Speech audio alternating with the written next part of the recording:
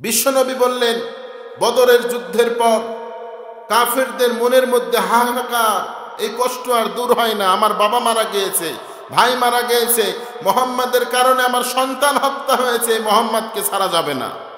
মোহাম্মদ যে মদিনায় আছে, মদিনা দখল করা লাগবে, কারণ এটা রাজনীতির খেলা। সম্পদ যার বেশি তাই আরো চাই। ভারতের সাথে সংযুক্ত 7টি রাষ্ট্র আছে, এরপরও ভারত মনে করে বাংলাদেশ হলে আরো ভালো হয়। আছে না নাই? লোভ, ক্ষমতা, পাওয়ার, তাদের ক্ষমতা বাড়ানোর জন্য তারা চেষ্টা করে। এতটা তারা ইসলামের ক্ষতি করেছে। আল্লাহর হাবিব সাল্লাল্লাহু আলাইহি ওয়াসাল্লাম বারবার এই কথা বলেছেন, মাজুসি, মূর্তি পূজা, আগুনের পূজারক যারা আছে তারা ইসলামের তেমন কিছু ক্ষতি করতে পারবে না। খ্রিস্টানরা বেশি ক্ষতি করতে পারবে না। ইহুদিরা ইসলামের তেমন বেশি ক্ষতি করতে পারবে না, যা ক্ষতি করবে মুনাফিকরা। মুনাফিকরা মুসলমান দাবি করে, তবে ইসলামের তলে তলে ক্ষতি চায়, ইসলামের বিপক্ষে যায়, ইসলামকে দাবিয়ে শেষ করে দেওয়ার তার ষড়যন্ত্র আটে। এর নাম হলো মুনাফিক। আল্লাহর হাবিব সাল্লাল্লাহু আলাইহি ওয়াসাল্লামকে ১৫০০ বছর আগে আল্লাহ রাব্বুল আলামিন জানিয়ে দিয়েছেন, নবী হে, আপনি যখন মুনাফিকের কাছে যে বলবেন তোমরা ঈমান আনো আল্লাহর প্রতি, ঈমান আনো রাসূলের প্রতি, তারা বলবে, আরে আমরা তো ঈমান এনেছি আল্লাহর প্রতি, আমি মুমিনদের সাথে ঈমান এনেছি। আল্লাহ রাব্বুল আলামিন বলছেন, অথচ তারা মুসলমান দাবি করে। আনা মিনাল মুসলিমিন, আমি বড় মুসলমান। এই দাবি তো ফেরাউনও করেছিল। পানিতে যখন ডুবে যাচ্ছে, চুবনি খাচ্ছে, পানি খেতে খেতে পটকা মাছের মতো ফুলে যাচ্ছে, ইন দ্য মিন টাইম ফেরাউন বলছে, আনা মিনাল মুসলিমিন, আমি মুসলমান। ফেরাউন মুসলমান। সারাটা জীবন এই তাওরাতের বিরোধিতা করেছে, নবী মুসা আলাইহিস সালামের বিপক্ষে গিয়েছে, কষ্ট দিয়েছে, তাকে হত্যা করার চক্রান্ত করেছে। সে আবার বলছেন আনা মিনাল মুসলিমিন। আমাদের সমাজে এমন কিছু মানুষ আছে যারা সারাটা জীবন ইসলামের বিপক্ষে গেল, সারাটা জীবন ইসলামকে সব সময় শেষ করে দেওয়ার ষড়যন্ত্র আটলো, ইসলামের পথে যারা আছে তাদেরকে শেষ করে দেওয়ার চক্রান্ত আটলো। এই মানুষগুলো আজকে মাথা চেড়ে বলছেন আনা মিনাল মুসলিমিন, আমি সব থেকে বড় মুসলমান। আছে না নাই? যারা এরকম লোক, এদের থেকে ইসলামকে বাঁচাতে হবে, এদের থেকে ইসলামকে হেফাজত করতে হবে। কারণ ১৫০০ বছর আগে তাদের আবির্ভাব ঘটেছিল মুহাম্মদুর রাসূলুল্লাহ সাল্লাল্লাহু আলাইহি ওয়াসাল্লামের জামানায়। ১৫০০ বছর আগে বিশ্বনবী যখন দাওয়াত দিলেন, তোমরা ঈমান আনো আল্লাহর প্রতি, বিশ্বাস স্থাপন করো আল্লাহর প্রতি, তোমরা আল্লাহর প্রতি ঈমান আনো, আমি নবী হিসাবে আমি মুহাম্মদুর রাসূলুল্লাহকে মেনে নাও। তারা সকলে এক বাক্যে বলল, আল্লাহকে চিনি না, আল্লাহকে মানতে পারবো না। মুহাম্মদ, তুমি হলে কুরাইশি সন্তান, তুমি কুরাইশ বংশ থেকে শ্রেষ্ঠতম গোত্র থেকে তোমার আবির্ভাব ঘটেছে। তোমার পিতা আব্দুল্লাহ হলো শ্রেষ্ঠ, তোমার মা মিনাও হলো শ্রেষ্ঠ, তোমার কোনো দোষ নেই, পিতামাতারও দোষ নেই, তবে তোমার ওপর আমরা ঈমান আনতে পারবো না, তুমি যতই বিশ্বস্ত মানুষ হও না কেন। কিছু সংখ্যক মানুষ যখন বিশ্বনবীর বিপক্ষে দাঁড়ালেন, বিশ্বনবীকে ধরাশ্রয় করার জন্য বিপক্ষে দাঁড়িয়ে গেলেন, মোহাম্মদকে যে করেই হোক আটকাতে হবে, মোহাম্মদকে হত্যা করে ফেলতে হবে, দুনিয়া থেকে বিদায় করে ফেলতে হবে। বিশ্ব নবীর ওপরে আয়াতগুলো নাজিল হতে লাগলো, নবী হে, আবু জেহেল আপনাকে প্রকাশ্যভাবে হত্যা করতে চায়, আবু লাহাব আপনাকে প্রকাশ্যভাবে গুম করতে চায়, উতবা সাইবারা আপনাকে জেলের মধ্যে ঢুকাতে চায়। তবে আপনার মুসলমানের মধ্যে কিছু সংখ্যক মুনাফিক আছে যারা তাদের সাথে তাল মিলিয়ে আপনার দলেও থাকে, আবার তাদেরকেও বলে তোমাদের দলেও আছি। আছে না নাই?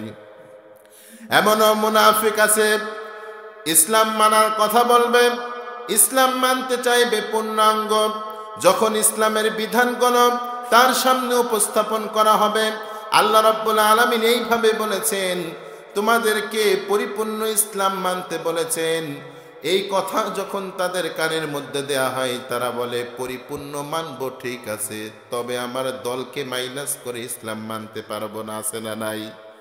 কি দুঃখের বিষয়, রসুলও চিনে না, নবীও চিনে না, দলও চিনে না। একজন ব্যক্তিকে প্রশ্ন করা হলো, আমাদের নবীর নাম কি? বলল মুজিবুর রহমান।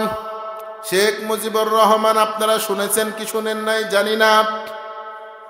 রাজশাহী কলোনির ঘটনা বলছেন, আমাদের শেষ নবীর নাম কি আপনি বলতে পারবেন নাকি? সে বলে উঠলো, আমাদের শেষ নবীর নাম হলো বঙ্গবন্ধু শেখ মুজিবুর রহমান। নাউজুবিল্লাহ, আসতে পারেন। তাহলে আমরা কতটুকু ঈমান আনলাম, কতটুকু ঈমানের প্রতি থাকলাম? আল্লাহ রাব্বুল আলামিন এটাই বললেন, ইউখাদিউনাল্লাহা ওয়াল্লাযীনা আমানু ওয়া মা ইয়াখদাউনা ইল্লা আনফুসাহুম ওয়া মা ইয়াশউরুন। পড়েন আল্লাহু আকবার। আল্লাহ রাব্বুল আলামিন বলেন, ইউখাদিউনাল্লাহা আল্লাযীনা আমানু ওয়া মা ইয়াখদাউনা ইল্লা আনফুসাহুম ওয়া মা ইয়াশউরুন। তাদেরকে যখন বলা হয় তোমরা আল্লাহর প্রতি ঈমান আনো, মুমিনদের সাথে তোমরা ঈমান পোষণ করো, তারা ঈমান তো আনেই না, মুখে মুখে স্বীকার করে আমরা ঈমানদার, আমরা বিশ্বস্তদের মধ্যে অন্তর্ভুক্ত। আল্লাহ রাব্বুল আলামিন বললেন, নবী, তারা আসলে ঈমান আনতে পারে নাই, তারা বিশ্বাস স্থাপন করতে পারে নাই। আল্লাহ রাব্বুল আলামিন বললেন, তাদের অন্তরের মধ্যে ব্যাধি আছে, রোগ আছে। কি আছে? রোগ আছে। আল্লাহ রাব্বুল আলামিন বলছেন কত সুন্দর করে, ফি কুলুবিহিম মারাদুন ফাযাদাহুমুল্লাহু মারাদা ওয়া লাহুম আযাবুন আলীমুন বিমা কানু ইয়াকযিবুন। আল্লাহ রাব্বুল আলামিন বলছেন, ও নবী, ফি কুলুবিহিম মারাদুন, তাদের অন্তরের মধ্যে রোগ আছে, ব্যাধি আছে। আল্লাহ রাব্বুল আলামিন বলেন, ফাযাদাহুমুল্লাহু মারাদা, তাদের অন্তরের মধ্যে রোগ আছে, ব্যাধি আছে, আমি তাদের অন্তরের রোগ আরো বৃদ্ধি করি। রোগ বৃদ্ধি করে কে? আল্লাহ বললেন, আমি রোগ বৃদ্ধি করি। কারণ যারা ইসলাম মানতে চায় না, মুখে মুখে বলে আমি ইসলাম মানি, কোরআন পূর্ণাঙ্গ মানতে চায় না, বলে ইসলাম মানি, কোরআন মানি, তাদের অন্তরের মধ্যে রোগ বৃদ্ধি করে দেয় কে? যারা ইসলামের বিপক্ষে দাঁড়ায়, কোরআনের বিপক্ষে দাঁড়ায়। আল্লাহ রাব্বুল আলামিন ১৫০০ বছর আগে বললেন তাদের অন্তরের মধ্যে রোগ আছে। ফি কুলুবিহিম মারাদুন, তাদের অন্তরের মধ্যে ব্যাধি আছে, তাদের অন্তরের মধ্যে রোগ আছে, এমন রোগ যে রোগটির নাম হলো ইসলাম ভালো লাগে না। ইসলাম কি লাগে না? ইসলাম ভালো লাগে না, ইসলামের বিজয় সহ্য হয় না মুনাফিকদের। বিশ্বনবী মুহাম্মদুর রাসূলুল্লাহ সাল্লাল্লাহু আলাইহি ওয়াসাল্লাম বললেন, মুনাফিকের আলামত ৬টি, তার মধ্যে শেষের ২টি বললেন, মুনাফিকরা যখন ইসলামের বিজয় শুরু হয়ে যাবে, জয় জয় আবির্ভাব ঘটে যাবে, মুনাফিকরা তখন বিরোধিতা করবে, দলের পক্ষে চলে যাবে, নেতার পক্ষে চলে যাবে, আর বলবেন, ওই যে দেখো কোরআনের বিজয় হয়ে গেল, মুহাম্মাদের, আল্লাহর বিজয় হলো, মুহাম্মাদের বিজয় হলো, যেই করেই হোক এই বিজয়কে খণ্ডন করতেই হবে। আল্লাহ রাব্বুল আলামিন বলছেন, যতই চেষ্টা করুক না কেন এই বিজয়কে রুখে দেওয়ার শক্তি পৃথিবীর কারো নাই। বলছেন কে? কিছু সংখ্যক মানুষের আবির্ভাব ঘটবে, কিছু সংখ্যক মানুষ মাথা চারা দেবে, কিছু সংখ্যক মানুষ কলা গাছের মতো ফুলে উঠবে, কিন্তু এই কোরআন ইসলামকে বিদায় করতে পারবে না। কার কথা? কার কথা? আল্লাহ রাব্বুল আলামিন বললেন, ফি কুলুবিহিম মারাদুন ফাযাদাহুমুল্লাহু মারাদা, আমি আল্লাহ রাব্বুল আলামিন তাদের অন্তরের মধ্যে এমন করে রোগের বাসা বাঁধিয়ে দিলাম, তারা খাইতে গেলে শান্তি পায় না, ঘুমাইতে গেলে শান্তি পায় না, শুধু টাকার চিন্তা, রাত্রিবেলায় টাকার চিন্তা, দিনের বেলা টাকার চিন্তা, সন্তান কথা শোনে না, স্ত্রী কথা শোনে না, পরিবার কথা শোনে না। আছে না নাই? তাদের অন্তরের মধ্যে রোগ ঢুকিয়েছে কে? আল্লাহর বিপক্ষে দাঁড়ালে ধ্বংস করবেন কে? কারুনকে ধ্বংস করেছেন কে? আবু জেহেলকে করেছেন কে? আবু লাহাবকে করেছেন কে? এই পৃথিবীর শ্রেষ্ঠ ধনী, গোটা পৃথিবী শাসন করেছেন নমরুদ, এই নমরুদরেও ধ্বংস করেছেন কে? শুধু নবী আর রাসূলদের বিপক্ষে যাওয়ার কারণে যত বড় জালেম তাদের শাস্তি তত কম দিয়েছেন আল্লাহ। ছোট্ট ছোট্ট মাখলুকাত দিয়ে তাদেরকে ধ্বংস করেছেন, ঠিক কিনা? তাদেরকে ধ্বংস করেছেন। কোরআনের বিপক্ষে আল্লাহ রসুল বলছেন, কোরআনের সব থেকে ইসলামের বেশি ক্ষতি করবে মুনাফিক। হিন্দুরা করতে পারবে না, মাজুসি করতে পারবে না, ইহুদি করতে পারবে না, নাসারা করতে পারবে না, তারা পারবে না। তোমাদের মধ্যেকার মুনাফিকরা ক্ষতি করবে। সত্যি তাই, মুনাফিকরা ক্ষতি করেছেন। আল্লাহ রাব্বুল আলামিন বললেন, মুনাফিকদের অন্তরের মধ্যে এমন জ্বালা রেখেছি, এই জ্বালা শুধু বাড়তেই থাকবে, বাড়তেই থাকবে। এই জ্বালা কমবে না। জ্বালা কমানোর মালিককে। আর জ্বালা কমাতে হলে যেই প্রেসক্রিপশন থেকে ওষুধ নিতে হবে, প্রেসক্রিপশনটার নাম কি? কোরআন থেকে ওষুধ নিতে হবে। কারণ কোরআন হলো শিফা, ওয়া নুনাজ্জিলু মিনাল কুরআনি মা হুয়া শিফা ওয়া রাহমাতুল লিল মুমিনিন ওয়া লা ইয়াজিদুদ যালিমিনা ইল্লা খাসারা। এই কোরআনের মধ্যে রোগ রেখেছেন, আবার কোরআনের মধ্যেই শিফা রেখেছেন, ঠিক কি না? আল্লাহ রাব্বুল আলামিন বললেন, আমি রোগের কথাও বললাম, শিফার কথাও বললাম। যারা এই কোরআন থেকে শিফা নেবে তারাই জান্নাতি হয়ে যাবে। এই কোরআন থেকে শিফা নিয়েছিল সাহাবা ইজমাইন। এই কোরআন থেকে তাদের ঘুণে ধরা সমাজটাকে পরিবর্তন করলো সাহাবা ইজমাইন। আল্লাহ রাব্বুল আলামিন এই কথাটাই তুলে ধরলেন, তোমরা ঈমান আনো সাহাবীদের মতো। কাদের মতো? তোমরা ঈমান আনো সাহাবীদের মতো। আল্লাহ রাব্বুল আলামিন বললেন, ওয়াইদা কিলা লাহুম লা তুবসিদু ফিল আরদি ক্বালু ইন্নামা নাহনু মুসলিহুন আলা ইন্নাহুম হুমুল মুফসিদুন। আল্লাহ রাব্বুল আলামিন বললেন, কত সুন্দর করে তারা দুনিয়ার বুকে যখন ফাসাদ সৃষ্টি করে, হানাহানি, মারামারি, ওয়াইদা কিলা লাহুম লা তুফসিদু ফিল আরদ, জমিনের মধ্যে যখন হানাহানি মারামারি শুরু করে কাফেররা, কারা? দুনিয়া আমার চাই, টাকা আমার চাই, আরো সম্পদ লাগবে, আরো গাড়ি লাগবে, আরো বাড়ি লাগবে, আরো চেয়ার লাগবে, আরো ক্ষমতা লাগবে। যে মেম্বার হয়েছে সে বলে আমি চেয়ারম্যান হতে চাই, যে চেয়ারম্যান হয়েছে সে বলে আমি উপজেলার চেয়ারম্যান হতে চাই, যে এমপি হলো সে এখন বলে আমি মন্ত্রী হতে চাই। লোভ আছে না নাই? আবার মনে মনে কেউ বলে প্রেসিডেন্ট হলে আরো ভালো হয়, ঠিক কিনা? প্রেসিডেন্ট হলে আরো ভালো হয়। আল্লাহ বললেন তাদের চাহিদা আপনি পূরণ করতে পারবেন না। আল্লাহ রাব্বুল আলামিন বললেন, তারা যখন ফাসাদ সৃষ্টি করল, ওয়াইদা কিলা লাহুম লা তুফসিদু ফিল আরদ ক্বালু ইন্নামা নাহনু মুসলিহুন, তাদেরকে যখন বলা হলো তোমরা ফাসাদ সৃষ্টি করছো কেন, তারা বলল আমরা ফাসাদ সৃষ্টি করি নাই, বরং আমরা দুনিয়ার মানুষকে প্রোটেকশন দিচ্ছি, দুনিয়ার মানুষকে ভালো রাখার জন্য ব্যবস্থা গ্রহণ করছি। পড়েন নাউজুবিল্লাহ। দুনিয়ার মানুষকে ভালো রাখার জন্য ব্যবস্থা গ্রহণ করছি। আল্লাহর বিপক্ষে যে দুনিয়ার মানুষকে ভালো রাখবে, কোরআনের বিপক্ষে যে যদি কেউ ভালো থাকতে চায়, জীবনে কেউ ভালো থাকতে পারবে? ভালো থাকতে পারবে মুসলমান? বিশ্বনবীর বিপক্ষে চলে যাচ্ছে, আল্লাহর আইন চলবে না। বিশ্বনবী মুহাম্মদুর রাসূলুল্লাহ সাল্লাল্লাহু আলাইহি ওয়াসাল্লাম তিনার জীবনী দেখবেন, তিনি কখনো কাফেরদের প্রতি চড়াও হননি, কাফেরদের হত্যা করতে, কতাল করতে চাননি। বরঞ্চ কাফেররাই বিশ্বনবীকে হত্যা করার জন্য তারা মদিনায় বারবার যুদ্ধের জন্য এগিয়ে গিয়েছে, ঠিক কিনা? বিশ্বনবী বললেন, বদরের যুদ্ধের পর কাফেরদের মনের মধ্যে হাহাকার, এই কষ্ট আর দূর হয় না। আমার বাবা মারা গিয়েছে, ভাই মারা গিয়েছে, মুহাম্মাদের কারণে আমার সন্তান হত্যা হয়েছে, মুহাম্মাদকে ছাড়া যাবে না। মুহাম্মাদ যে মদিনায় আছে, মদিনা দখল করা লাগবে। কারণ এটা রাজনীতির খেলা। সম্পদ যার বেশি তাই আরো চাই। ভারতের সাথে সংযুক্ত 7টি রাষ্ট্র আছে, এরপরও ভারত মনে করে বাংলাদেশ হলে আরো ভালো হয়। আছে না নাই? লোভ, ক্ষমতা, পাওয়ার, তাদের ক্ষমতা বাড়ানোর জন্য তারা চেষ্টা করে। এবার বলছেন মুহাম্মাদকে দুনিয়া থেকে শেষ করতে হবে, যেই করেই হোক মুহাম্মাদকে এই হত্যার প্রতিশোধ আমাদেরকে নিতেই হবে। বিশ্বনবীকে হত্যা করার জন্য এবার আবু সুফিয়ান রওনা হলেন 200 সৈন্যবাহিনী নিয়ে, যে মুহাম্মাদকে এমনভাবে অতর্কিতভাবে হামলা করব মুহাম্মদ টেরই পাবে না। কিন্তু বিশ্বনবী গোয়েন্দা মক্কাতেও রেখেছিলেন, তার আপন চাচা, সুবহানাল্লাহ পড়েন, হামজা রাদিয়াল্লাহু তাআলা আনহুকে তিনি রেখে দিয়েছিলেন এবং অসংখ্য সাহাবীকে তিনি রেখেছিলেন শুধু সৈন্যবাহিনী এবং বাত্রা বাহিনীর কাজে। বিশ্বনবীকে খবর দিলেন, ইয়া রাসূলুল্লাহ, আপনাকে হত্যার জন্য তারা চলে গিয়েছে।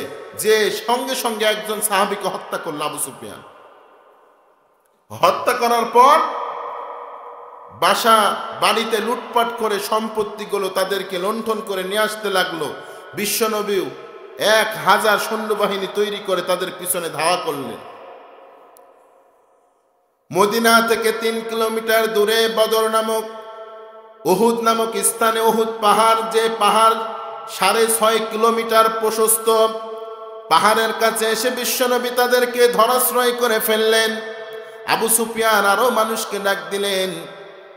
আবু সুফিয়ান ওখান থেকে কিছু দূর যাওয়ার পরে চিঠি পাঠিয়ে দিলেন তার স্ত্রীর কাছে, হান্নার কাছে। তার স্ত্রী বলতে লাগলো যুবকদেরকে, ও যুবকরা, তোমরা যদি তোমাদের স্ত্রীকে ভালো রাখতে চাও, সন্তানকে নিরাপদে রাখতে চাও, তোমাদের স্ত্রীকে যদি মোহাম্মদ থেকে মুক্ত রাখতে চাও, তোমাদের সন্তান, পরিবার, আহিল বাচ্চাদেরকে যদি মোহাম্মদ থেকে মুক্ত রাখতে চাও, আমার স্বামী একটি যুদ্ধের ইন্তজাম করেছেন, তোমাদেরকে সেখানেই যাওয়া লাগবে, ওখানে যে যুদ্ধ করা লাগবে, মোহাম্মদকে হত্যা করা লাগবে। বলেন নাউজুবিল্লাহ। তার স্ত্রী এইভাবে কুমন্ত্রণা দেয়া শুরু করলো। তার সাথে অধিক অংশ মেয়ে ছিলেন, অনেক সুন্দর যুবতী, তরুণী মেয়ে। যুবকদেরকে যখন একজন মেয়ে প্রলোভন দেখাবে, তোমাদেরকে যুদ্ধে জয়ী হওয়া লাগবে, এটা করাই লাগবে, যুবকদের মনের মধ্যে কিন্তু সে আকাঙ্ক্ষা জাগে, আরে সে বলছে আমাকে করাই লাগবে। এটা কিন্তু নেশার যুবকদের। একজন মহিলা এসে বলছেন, যুবক তোমাকে এটা করাই লাগবে, যুবক তোমাকে ওখানে উঠাই লাগবে, যাওয়াই লাগবে। যুবক কারো কথা না শুনলেও তারটা শুনবে। ইসলাম কি আল্লাহ রাব্বুল আলামিন কেমন করে তাদের বিপক্ষে দাঁড়িয়ে দিলেন। তার স্ত্রী, আবু সুফিয়ানের স্ত্রী যুবকগুলোকে রেডি করলো, মহিলাদেরকে রেডি করলো। উহুদের প্রান্তে সবাই যুদ্ধের জন্য চলে গেল। উহুদের প্রান্তে যখন চলে গেল, বিশ্বনবী সাহাবী, প্রখ্যাত সাহাবী আব্দুল্লাহ ইবনে জুবাইর রাদিয়াল্লাহু তাআলা আনহুকে 50 জন তীরন্দাজ বাহিনীর কমান্ডার করে দিলেন। আর বললেন, আব্দুল্লাহ ইবনে জুবাইর, যে পাহাড়ের উপরে তোমাকে রাখছি, পাহাড় থেকে খবরদার নিচে নামবা না। যদি আমরা জয়ী হয়ে যাই তাও নামবা না, শত্রুরা যদি আমাদেরকে হত্যা করে ফেলে তাও নামবা না। কারণ এই কথা আমার, যেটা আমার রবেরও কথা, সেটা বললেন মুহাম্মাদুর রাসূলুল্লাহ সাল্লাল্লাহু আলাইহি ওয়াসাল্লাম। আব্দুল্লাহ ইবনে জুবাইর বললেন, ক্বালু বালা ইয়া রাসূলুল্লাহ, ও আল্লাহর রাসূল, আপনি যেটাই বলেছেন সেটাই সত্য, আপনি যেটাই বলেছেন সেটাই চূড়ান্ত। আমরা উহুদ প্রান্তরে এই যে গিরিপথের উপরে আমরা অবস্থান করলাম, কোনো শত্রুকে এখান থেকে ঢুকতে দেব না। আর ওইদিকে আব্দুল্লাহ উবাই বিন সুলুল 1000 সৈন্যকে বুঝিয়েছেন, আজকে এমন একটা যুদ্ধ বাঁধবে, মক্কার কুরাইশদেরকে তোমরা হত্যা করেছিলা বদরের মাঠে, আজকে তোমাদেরকে হত্যা করবে, কচুকাটা করে ফেলবে। কারণ আব্দুল্লাহ ইবনে উবাই বিন সুলুল হলো টাটকা মুনাফিক। টাটকা কি? এ ঘটনা এই জন্যই টানা, মুনাফিকদের কাজ দেখেন। সেখান থেকে 300 সাহাবী, 1000 সাহাবীর থেকে 300কে মাইনাস করে ফেললেন। তার মতো যারা মুনাফিক তাদেরকে মাইনাস করলেন। আব্দুল্লাহ ইবনে উবাই বিন সুলুল বললেন, স্ত্রী হারা হয়ো না, তোমার সন্তানকে তুমি এতিম করো না, স্ত্রীকে বিধবা করো না, তোমরা অবশ্যই মুহাম্মাদের সাথে পারবা না, মুহাম্মাদকে আজকে হত্যা করে ফেলা হবে। কারণ এত বড় তীরন্দাজ বাহিনী আর এত বড় অস্ত্র শস্ত্র নিয়ে তারা এই উহুদের দিকে অবস্থান করছে, আজকে বাঁচার কোনো সুযোগ নাই। প্রিয় ভাইরা আমার, যখন 300 সাহাবী নিয়ে পালিয়ে চলে গেলেন, বিশ্বনবী হতাশায় ভুগছেন। বিশ্বনবী বললেন, খবরদার, তোমরা এখনো বিচলিত হবা না, কারণ আল্লাহ রাব্বুল আলামিন এখনো আমাদেরকে নিরাশ করে নাই, ফেরার কথা বলে নাই। যুদ্ধর দামামা বেজে গেল, যুদ্ধ শুরু হয়ে গেল। বিশ্বনবীর উপরে আক্রমণ শুরু করে দিলেন। ধাওয়া পাল্টা যাওয়ার মধ্যে কাফেররা হেরে মক্কার দিকে দৌড়ানো শুরু করলো। সবাই খুশি আনন্দতে আত্মহারা হয়ে গেল। এবারও মুসলমানরাই জিতে গেল। বিশ্বনবী ওই যে আব্দুল্লাহ ইবনে জুবাইরকে বললেন, খবরদার 50 জন তীরন্দাজ বাহিনীকে এখান থেকে সরতে দিবে না।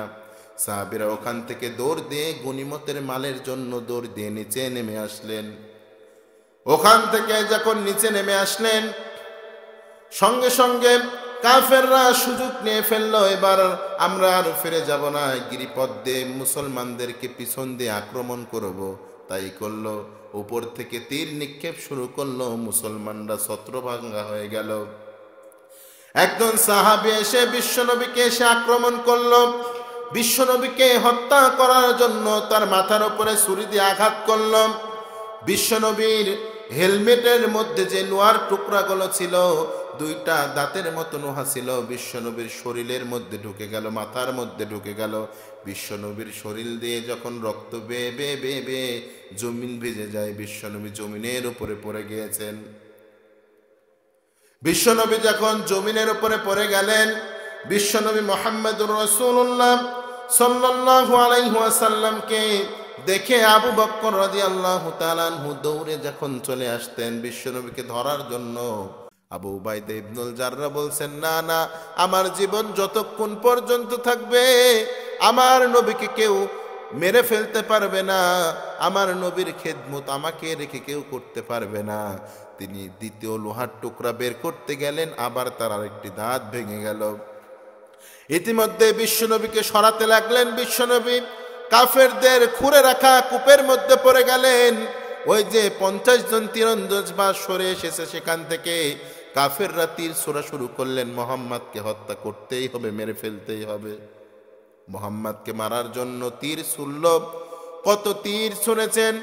আবু তালহা রাদিয়াল্লাহু তাআলা আনহু সহ অসংখ্য সাহাবীকে প্রায় ক্ষতবিক্ষত করেছেন। 70টার বেশি তাদের শরীরের মধ্যে তীর ঢুকে গিয়েছে, শরীরের মধ্যে ক্ষতর দাগ পাওয়া গিয়েছে আবু তালহা রাদিয়াল্লাহু তাআলা আনহুর। বিশ্বনবীকে সেখান থেকে তুলে নেওয়া হলো। মুহাম্মদুর রাসূলুল্লাহ সাল্লাল্লাহু আলাইহি ওয়াসাল্লামকে যখন সেখান থেকে সরিয়ে নেওয়া হলো, এই যে আবু সুফিয়ান তার চাচা সেখান থেকে চিৎকার মেরে বলছেন, ও ভাতিজা মুহাম্মদ, তুমি আজকে এইভাবে মারা যাবে আমি ওরা বুঝতে পারি নাই। কুতিলা মুহাম্মদ, তুমি যে এইভাবে হত্যা হয়ে যাবে মুহাম্মদ, আমরা বুঝতে পারি নাই তুমি এইভাবে হত্যা হয়ে যাবে। গোটা যুদ্ধের ময়দানে চিৎকারের দামামা বেজে গেল। মুহাম্মদ নাই, মুহাম্মদ দুনিয়া থেকে বিদায় হয়ে গেছে। নাউজুবিল্লাহ পড়েন। কুতিলা মুহাম্মদ, মুহাম্মদ হত্যা হয়ে গেল। সাহাবে আজমাইনের ভালোবাসা কেমন! সাহাবে আজমাইন ঈমান এনেছেন আল্লাহর প্রতি, ঈমান এনেছেন রসুলের প্রতি। তাদের মনের আকাঙ্ক্ষা, আবেগ, আল্লাহর রসুল যদি দুনিয়ায় না থাকে তাহলে এই দুনিয়া নিয়ে আমরা কি করব? তারা বিশ্বনবীকে দেখার জন্য, বিশ্বনবীকে পাওয়ার জন্য তারা যুদ্ধের ময়দান ছেড়ে দৌড়ানো শুরু করলেন। বিশ্বনবীকে হত্যা করার চেষ্টা শুরু হয়ে গেল। সকল কাফের মনে করছেন মুহাম্মদ মৃত্যুবরণ করেছে। আবু বকর রাদিয়াল্লাহু তাআলা আনহু মৃত্যুবরণ করেছে। আবু সুফিয়ান চিৎকার মেরে বলছেন, ও মুহাম্মাদের দল, তোমাদের মধ্যে মুহাম্মদ কই মৃত্যুবরণ করেছেনি? তোমাদের মধ্যে আবু বকর কই, সে মৃত্যুবরণ করেছে নাকি? ওমর রাদিয়াল্লাহু তাআলা আনহু তেজস্ক্রিত কণ্ঠে বলার জন্য দাঁড়িয়ে গেলেন। আল্লাহ রসুল বললেন, ওমর এখন কিছু বলার দরকার নাই, তাদেরকে বলতে দাও। এমন একটা সময় আসবে তারা পালানোর জন্য রাস্তা খুঁজে পাবে না, ঠিক কিনা? এমন একটা সময় আসবে, ওমর বলার দরকার নাই এখন। আবু সুফিয়ান পাহাড়ের উপর দাঁড়িয়েছে, উপত্যকার উপর দাঁড়িয়ে বলছেন, এই মুহাম্মাদের লোক, তোদের মুহাম্মদ মারা গিয়েছে। কুতিলা মুহাম্মদ, মুহাম্মদ মারা গিয়েছে। তোদের আবু বকর কয় মুহাম্মাদের বন্ধু, সেও মারা গিয়েছে, কথা বলে না কেন? উমর মারা গিয়েছে, উসমান মারা গিয়েছে, আলী মারা গিয়েছে। আবু বকর আর থামতে পারে না। এবার উমর থামতে পারে না। উমর রাদিয়াল্লাহু তাআলা আনহু চিৎকার মেরে বলছেন, আবু সুফিয়ান, আমরা এখনো মৃত্যুবরণ করি নাই। আল্লাহ রাব্বুল আলামিন আমাদের অক্ষত অবস্থায় ভালো রেখেছেন। এই কথা শোনার পরে আবু সুফিয়ানের অন্তরের মধ্যে ভয় ঢুকে গিয়েছে। সেখান থেকে দৌড় দিয়ে মক্কার দিকে রওনা হওয়া শুরু করলেন। কিছু দূর যাওয়ার পরে বলছেন, হাই হাই, আমরা যুদ্ধ করলাম, মুহাম্মদ রে হারাই দিলাম, আমরা তো মদিনা দখল করতে পারলাম না, ভুলিয়ে দিয়েছিল কে? মদিনা দখল করার জন্য দ্বিতীয়বার যখন আসবেন, এই সময়তে আল্লাহ রাব্বুল আলামিন তাদের অন্তরে ভয় ঢুকিয়ে দিলেন। আর বিশ্বনবীর অন্তরের মধ্যে সাহস এত পর্যন্ত প্রকম্পিতভাবে ঢুকিয়ে দিলেন, বিশ্বনবী আবার যুদ্ধের জন্য প্রস্তুতি গ্রহণ করলেন সাহাবীদেরকে নিয়ে। বিশ্বনবী দৌড়ে চলে গেলেন, তাদের সাথে যুদ্ধ করবেন, তারা পালিয়ে চলে গেল। বিশ্বনবীকে হত্যার ষড়যন্ত্র, তার মাথার মধ্যে লোহাবর্ম ঢুকিয়ে আঘাত করে এই মুনাফিকরা দুনিয়া থেকে বিদায় করতে চেয়েছিল। বিদায় করতে পেরেছে? বিদায় করতে পারে নাই। ইসলামকে বিদায় করতে চেয়েছে, যারাই বিদায় করতে চেয়েছে তারাই দুনিয়া থেকে বিদায় হয়েছে, ঠিক কিনা? এই আবু সুফিয়ান ফতে মক্কার দিনে যখন মুসলমানদেরকে হত্যা শুরু করলো, মুসলমানদের বাসা পুরানো শুরু করলো, আল্লাহর হাবিব সাল্লাল্লাহু আলাইহি ওয়াসাল্লাম যুদ্ধের ডাক দিলেন যে এখন মক্কাবাসীকে আর নিরাপদে রাখা যাবে না, মক্কাকে দখল করতে হবে। বিশ্বনবী 10,000 সাহাবী, কোনো বর্ণনায় 1400 সাহাবী নিয়ে মক্কার দিকে রওনা হলেন। তাদের কাফেরদের মধ্যে একজন সৈন্যবাহিনী বিশ্বনবীর সৈন্যকে দেখে নিলেন। আবু সুফিয়ানের কাছে যে বললেন, আবু সুফিয়ান, জীবনে যা ভুল করেছো শুধরিয়ে না, মোহাম্মদ চলে এসেছে, আমাদেরকে হত্যা করে ফেলবে, কতল করে ফেলবে। মোহাম্মদ যে এসেছেন এ কথা জানার জন্য আবু সুফিয়ান বললেন, মোহাম্মদের তাবু থেকে 2 জন মানুষকে যে করে হোক ধরে নিয়ে আসো। মোহাম্মদ কি সত্যি এসেছেন না আমাদেরকে ধোঁকা দেয়া হচ্ছে? 2 জন ব্যক্তিকে যখন ধরে আনা হলো, তাদেরকে জিজ্ঞাসা করা হচ্ছে, মোহাম্মদ কি এসেছেন? তারা বললেন, অবশ্যই এসেছেন। আব্দুল্লাহ ইবনে আব্বাস রাদিয়াল্লাহু তাআলা আনহু তিনি বলছেন, দৌড়ে এসে, তুমি যদি বাঁচতে চাও বিশ্বনবীর হাত থেকে, দ্রুত তুমি বিশ্বনবীর হাতে যে কালিমা পড়ে মুসলমান হয়ে যাও, কারণ এই মক্কার লিডার বর্তমান তুমি, বিশ্বনবীর হুকুম হলো সর্বপ্রথম তোমাকে হত্যা করা। এবার আবু সুফিয়ানের ভয় ঢুকে গেছে। আবু সুফিয়ান বলছেন, ভাতিজা, জীবনে ভুল যা করছি করছি, মুনাফিকি যা করছি করছি, মুহাম্মাদের কাছে আমারে নিয়ে যাও।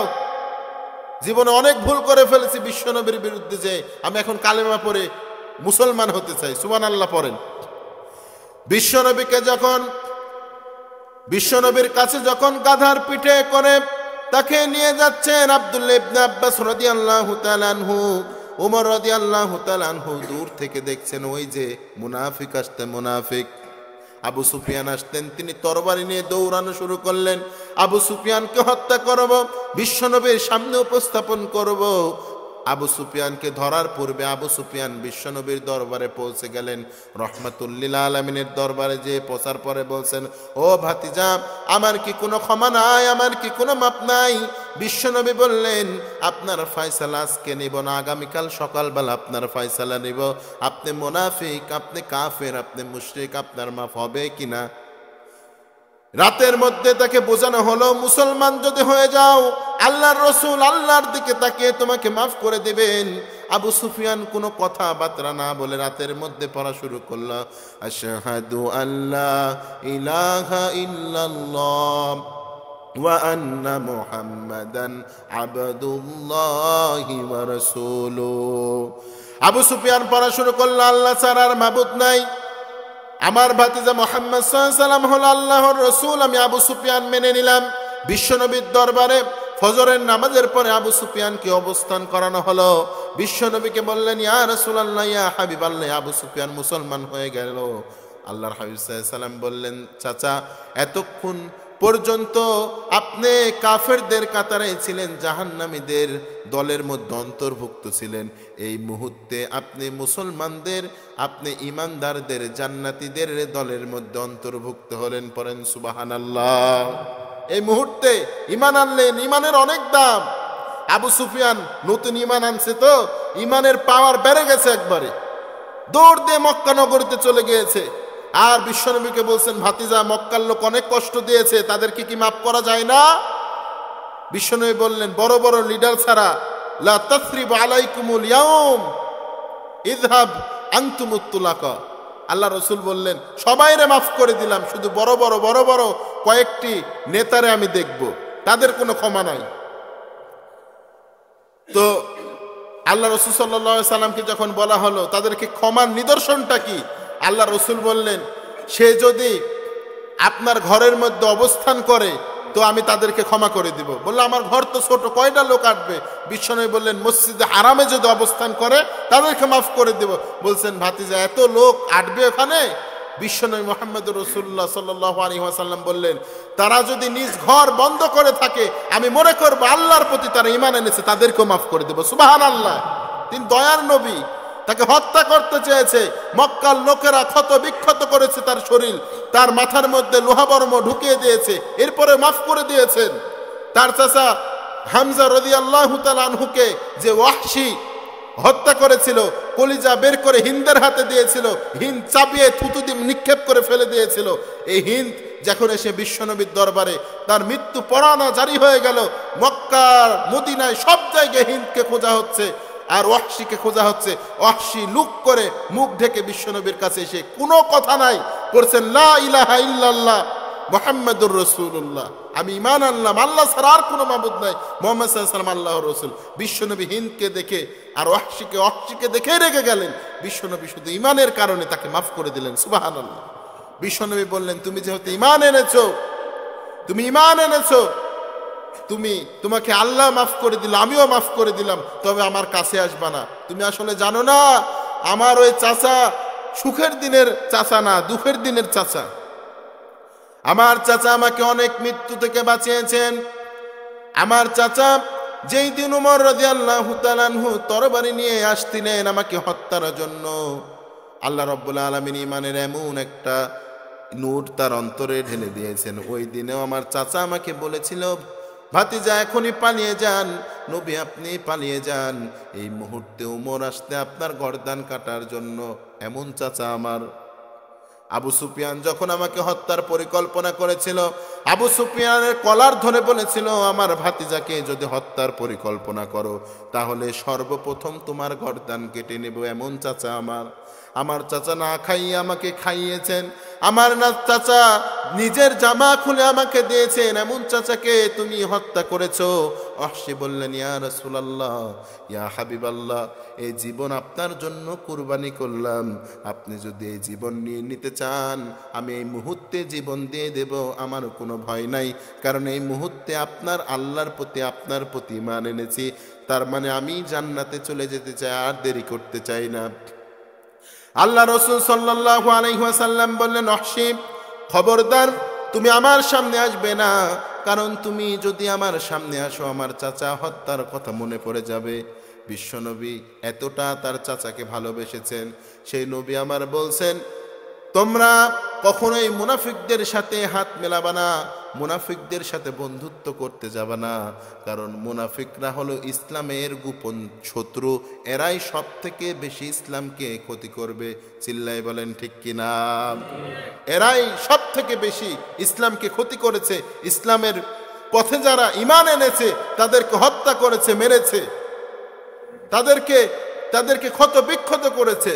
এই জন্য আল্লাহর হাবিব সাল্লাল্লাহু আলাইহি ওয়াসাল্লাম বলছেন, খবরদার তাদের সাথে হাত মিলাবা না, তাদের কাছে যাবা না।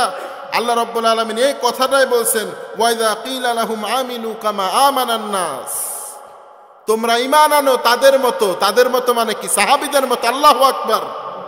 সাহাবীদের মতো ঈমান আনো, যেমন ঈমান এনেছিলেন বেলাল রাদিয়াল্লাহু তাআলা আনহু। উমাইয়া মারতে মারতে শেষ করে ফেলেছে, শরীরটা কত বিখ্যাত, এরপরেও বলছেন আহাদ, আমার আল্লাহ এক, আমার আল্লাহ এক। সুবহানাল্লাহ। এরপরেও বলছেন আমার আল্লাহ এক। তোমরা ঈমান আনবে আবু বকরের মতো, বাড়িঘর সব ছেড়ে দিবা, ব্যবসাও ছেড়ে দিবা, সব ছাড়বা, কিন্তু আল্লাহ এবং রাসূলকে ছাড়া যাবে না। তোমরা ঈমান আনবা খুবাইবের মতো, দুনিয়ার জীবনের শেষ মুহূর্ত পর্যন্ত আল্লাহ এবং রাসূলকে বুকের মধ্যে আঁকড়িয়ে রাখবা। আমানান নাস, তোমরা ওই সকল মানুষের মতো ঈমান আনো 1450 বছর আগে বলে দিয়েছেন কে? তাহলে আমাদের ঈমান যদি সাহাবীদের মতো ঈমান হয়, পৃথিবীতে যত কাফের, যত জালেম আসুক না কেন, যত ইসলাম রুলার চাপিয়ে দিক না কেন, আমাদেরকে কোরআন থেকে, আল্লাহ থেকে, রসুল থেকে ফিরে রাখতে পারবে না। ঠিক কিনা? আল্লাহ রসুল থেকে আমাদেরকে ফিরিয়ে রাখতে পারবে না, যতই তারা ষড়যন্ত্র আর চক্রান্ত করুক না কেন। এই কথাই আল্লাহ রাব্বুল আলামিন বলছেন, ওয়াইদা কিলা লাহুম আমিনু কামা আমানান নাস, তোমরা ঈমান আনো তাদের মতো, সাহাবীদের মতো ঈমান আনো। তোমাদেরকে হারাইতে পারবে না, তোমাদেরকে ঈমান থেকে বিচ্যুত করতে পারবে না। আমাদের এমন ঈমান হয়েছে, আমাদের ঈমান এমন হয়েছে যে আমাদের ঈমানকে আমরা বিক্রি করে ফেলি এক কাপ চা আর একটা সিগারেটের জন্য। কথা কি ঠিক আছে? এক কাপ চা, এক প্যাকেট বিস্কুটের জন্য আমাদের ঈমানকে আমরা বিক্রি করে ফেলি, ঠিক কি না? আমরা বিক্রি করে ফেলি, 100টা টাকার জন্য ঈমানকে বিক্রি করে ফেলি। সাহাবীদের ঈমান কেমন ছিল? আমানান নাস, আল্লাহ বলছেন তাদের মতো ঈমান আনো, সাহাবীদের মতো। বেলালকে বলছেন, উমাইয়া, আরে বেলাল, অর্ধেক সম্পত্তি তোকে দিয়ে দিব, অর্ধেক সম্পত্তি দিয়ে দেব, নারী দেব, গাড়ি দেব, বাড়ি দেব, উট দেব, বাগান দেব, যেই উঠে রাস্তা বলের মধ্যে থাকো গোটাটাই তোমার নামে দিয়ে দেব। বেলাল বলছেন, আমাকে যদি গোটা দুনিয়াটাও দিয়ে দাও, যে আল্লাহর প্রতি ঈমান এনেছে সে আল্লাহরে ছাড়তে পারবো না। গোটা দুনিয়াটাও যদি আমাকে দিয়ে দাও, যে আল্লাহর প্রতি, রসুলের প্রতি ঈমান এনেছি, আমি ছাড়তে পারবো না। খুবাইবকে বলা হলো, তোকে সব দেব, পৃথিবীর সব কিছু, তুই যেটা চাবি সেটাই দেব, নারী দেব, গাড়ি দেব, বাড়ি দেব। সে বলছেন, গোটা পৃথিবীকে যদি আমার হাতে তুলে দাও, আমি আল্লাহ এবং মুহাম্মাদের রাস্তা ছাড়বো না। সুবহানাল্লাহ। তাদেরকে ছাড়বো না, তাদেরকে ছাড়া অসম্ভব। এই সাহাবীদের মতো ঈমান আনতে পারবেন তো ইনশাআল্লাহ? তাহলে আমাদের জীবন সার্থক হবে। আপনি যখন প্রকৃত ঈমান আনতে পারবেন, তখন আল্লাহর পক্ষ থেকে আপনার প্রতি সাহায্য পাঠাবেন কে? ওয়ালা খাউফুন আলাইহিম ওয়ালা হুম ইয়াহজানুন। আল্লাহ বলছেন, ভয় নাই, ডর নাই, ভয় করো না। যদি ঈমান হয় মজবুত, আর ঈমান যদি হয় সাহাবীদের মতো, আমি আল্লাহ রাব্বুল আলামিন সাহায্য অবশ্যই পাঠাবো। পড়েন সুবহানাল্লাহ। এই বাংলাদেশ জালিম মুক্ত করেছেন, মনে করছেন শুধু ছাত্ররাই মুক্ত করেছে? আল্লাহর রহমত, দয়া আর কাফেরদের অন্তরে এমন ভয় ঢুকিয়েছে যে 1 ঘন্টা সময় বাংলার জমিনে টিকে থাকতে পারে নাই, ঠিক কি না? বাংলার জমিন থেকে পালিয়েছে। ঈমান হওয়া লাগবে সাহাবীদের মতো, ঈমান হওয়া লাগবে সাহাবা ইজমাইনদের মতো, রসুলের উত্তরসূরিদের মতো। তো আপনারা গোটা পৃথিবীকে আপনারা বিজয় করে নিতে পারবেন। পরেন ইনশাআল্লাহ। আজকে আমরা মুসলমানদের হাতে বিজয় আসে না কেন? রোম পারস্য একটি সময় ছিল, উমরের কথা শুনলে, আবু বকরের কথা শুনলে, বিশ্বনবীর কথা শুনলে, বিশ্বনবী যে যুদ্ধে গিয়েছেন, শুধু শুনেছে মোহাম্মদ যুদ্ধে এসেছে, মোহাম্মদ সাল্লাল্লাহু আলাইহি ওয়াসাল্লামের সাহাবী এসেছেন যুদ্ধে। কাফেররা বলছে যুদ্ধ ছাড় আগে জান বাঁচা। বিনা যুদ্ধে আল্লাহ রাসূল সাল্লাল্লাহু আলাইহি ওয়াসাল্লাম বিজয় লাভ করেছেন। সুবহানাল্লাহ। বিনা যুদ্ধে। এই ঈমান পাওয়ার আমাদের নাই, কারণ ইহুদিরা টাকা দিয়ে আমাদেরকে ঈমানকে হরণ করে নিয়েছে। খ্রিস্টানরা এই টাকা দিয়ে আমাদের ঈমানকে হরণ করে নিয়েছে, আমাদের ঈমানকে হরণ করে নিয়েছে তারা। এমন ভাবে এই বিরাট এই কিস্তির এই দাবানলে আমাদেরকে চাপিয়ে রেখেছে। আপনি কথা বললে বলবেন, এই 50,000 টাকা আমার থেকে নিয়েছিলি, তাড়াতাড়িতে ঈমান শেষ। সাহাবীদের মতো ঈমান হবে? সাহাবীদের মতো এমন ঈমান আনতে হবে, 3 বেলার খাওয়া 1 বেলা খেয়ে বাঁচবো, 3 দিনের খাওয়া 1 দিন 1 বেলা খাবো। যদি খাবার নাও থাকে, পানি আর লবণ খেয়ে যুদ্ধ করে যাব। এমন ঈমান আর আকীদা যদি মুসলমানের থাকে, তো গোটা বিশ্ব মুসলমানের সামনে মাথা নোয়াবে, ঠিক কিনা? মাথা নোয়াতে বাধ্য হবে। এটাই ছিল ঈমানদারদের আকীদা। ক্বালু আমানান নাস, সাহাবীদের মতো ঈমান আনেন না। দেখেন গোটা পৃথিবীতে ইসলাম কায়েম হয়ে যাবে, বাংলাদেশে ইসলাম কায়েম হয়ে যাবে, যদি বাংলাদেশের প্রতিটা মানুষ সাহাবীদের মতো ঈমান আনতে পারে। পারবেন তো ইনশাআল্লাহ? আল্লাহকে হাত তুলে দেখান যে আল্লাহ, সবাই হাত তুলেন, বলেন আল্লাহ, ও কাবার মালিক, ও ইজ্জতের মালিক, ও জীবনের মালিক, ও মৌতের মালিক, ও জান্নাতের মালিক, ও মুহাম্মদ সাল্লাল্লাহু আলাইহি সাল্লামের রব, আমাকে তার সাহাবীদের মতো ঈমান আনার তৌফিক দান করো। সকলে হাত নামান, পড়েন আমিন। আল্লাহ রাব্বুল আলামিন আমাদেরকে তার সাহাবীদের মতো ঈমান আনার তৌফিক দান করুক। সকলেই পড়েন আল্লাহুম্মা আমিন। এ কথাকে আমার কথা বললাম? কোরআনের মধ্যে আল্লাহ রাব্বুল আলামিন নিজেই বলছেন, আমানান নাস, তোমরা ঈমান আনো সাহাবীদের মতো। সাহাবীদের মতো যতক্ষণ পর্যন্ত ঈমান না আনতে পারবেন, পরিপূর্ণ প্রকৃত মুমিন আপনি হতে পারবেন না। বুঝতে পেরেছেন?